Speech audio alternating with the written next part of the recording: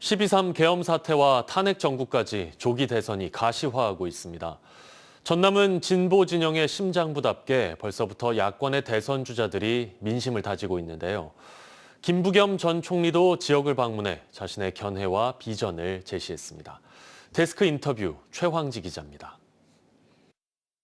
총리님 안녕하세요. 네, 안녕하십니까? 네, 광주 전남 방문해서 민심 청취하고 계십니다. 지역민들 의견 들으셨을 때 어떤 의견 좀 기억에 남으셨어요? 역시 이제 국정 공백이 장기화되고 민생 경제가 어려우니까 이렇게 정쟁이 조금 너무 깊어지는 데 대해서는 우려가 크시더라고요.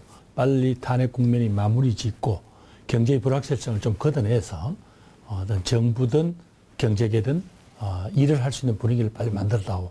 그래서 원내 제1당인 민주당도 빨리 국정 안정과 민생경제 회복을 위해서 좀 적극적인 행동을 해달라. 예를 들면 추경 편성이라든가 이런 요구를 많이 받았습니다.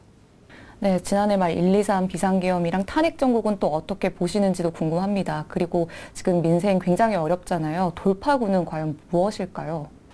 예, 무엇보다도 이 탄핵 사태가 헌법적 법률적 질서에 따라서 빨리 마무리되는 것, 그것이 전국 안정의 1차적인 요인인 것 같습니다. 바로 정치가 불안정하니까 경제가 여러 가지로 흔들리고 특히 민생 경제는 더 어렵습니다.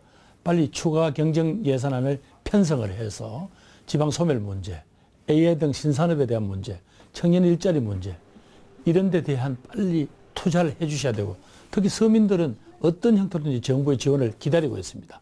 바로 이것이 현재 이 경제 난국을 풀어가는 첫 단추가 될 것 같습니다. 네, 국무총리 시절에 전통산업의 현대화에도 굉장히 큰 관심을 가진 걸로 압니다. 지금 여수는 석유화학 산업의 극심한 침체 때문에 지역 경제가 매우 힘든 시기거든요. 이 위기를 어떻게 극복하면 좋을지 조언 좀 부탁드립니다. 이 지역에 계시는 기업인들 또 상공인들과 간담회를 가졌습니다. 결국 한마디로 이 어떤 석유화학 산업 자체가 갖는 여러 가지 외부 압박 요인, 그래서 뭐 스스로 원하지 않던 이 경쟁력 자체가 여러 가지 어려워져서 발생한 것, 특히 약 한 100조 가깝던 이 지역의 산업 매출 자체가 지금 현재 한 80조대로 떨어진 이런 우려를 표명하셨습니다.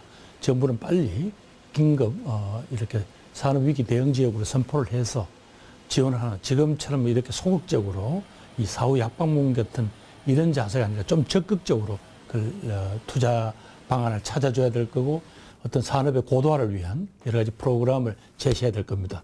아주 가깝게는 지금 현재 뭐 전기요금이라도 어떤 형태로든지 인하하거나 어떤 지원하는 이런 방안을 찾아서 이 지역 기업인들이 어떤 자기들 스스로가 새로운 길을 모색할 수 있는 그런 시간을 벌어줘야 될 것 같습니다. 최근 여론조사에서 국민의힘이 더불어민주당과의 지지율이 큰 차이를 보이지 않고 있습니다. 총리님께서는 이 일을 어떻게 분석하시나요?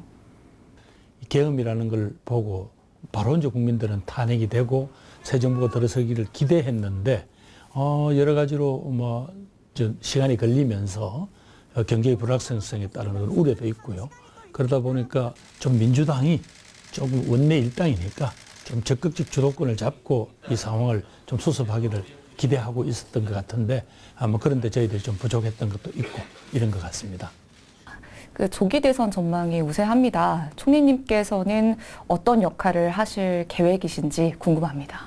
탄핵이라는 절차는 헌법적 질서에 따라 마무리 잘 되는 거냐라는 우려를 가지고 계시기 때문에 지금 대선을 이야기하거나 하는 것들은 좀 섣부른 이야기 같습니다. 오히려 그것보다는 어떻게 하면 이렇게 더 이상 민생경제가 추락하지 않게 하는 바로 이 불확실성을 제거하는 그런 어떤 정치 일정을 짜는데 여야가 협조할 건 협조하고 이렇게 해야 될 것 같고요. 그 과정에서 국정안정과 민생경제 회복 또 미래 산업에 대한 여러 가지 준비 이런 부분에 있어서 제가 할 역할이 있다면 뚜벅뚜벅 해내야겠습니다. 네, 여기까지 이야기 듣겠습니다. 오늘 말씀 고맙습니다. 네, 감사합니다.